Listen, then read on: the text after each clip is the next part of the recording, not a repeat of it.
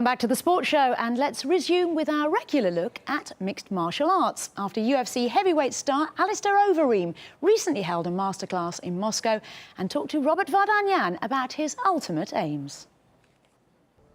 The one and only. Often there's just a worn-out cliche. But in fighter Alistair Overeem's case, it's an undisputed definition. The only man in the history of combat sports to hold champions' belts in mixed martial arts and kickboxing at the same time. The former Strikeforce, Dream and K1 heavyweight champion.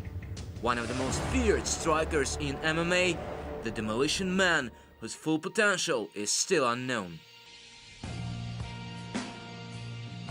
I find MMA more hard because it's more disciplines. You have more factors. The wrestling, the jiu-jitsu, striking. There's more surprise element in there.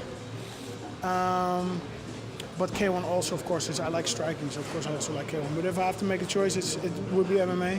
And of course I have 3 championships belts. For me, only one remains, and that is the UFC belt. So this is my goal. With a total of 50 MMA bouts on his CV, 36 of which he's won, the English-born Dutchman lost his last 2 fights in the UFC. And his next bout against former champion Frank Mir in New Jersey on February the 1st is set to become a do-or-die matchup for them both. Nevertheless, the Reem believes he'll be back stronger. I think my career is like everybody's life. In life you have ups and downs. In the career it's the same. You have ups and downs. Some periods that everything works. Other periods not everything works and you have setbacks. For me, it's about 2 things. It's about always developing yourself, always stay optimistic and look for solutions. This attitude really helps me. And then it's also about the journey. And the journey is you win, you lose, you travel, you meet people, you're making a living life.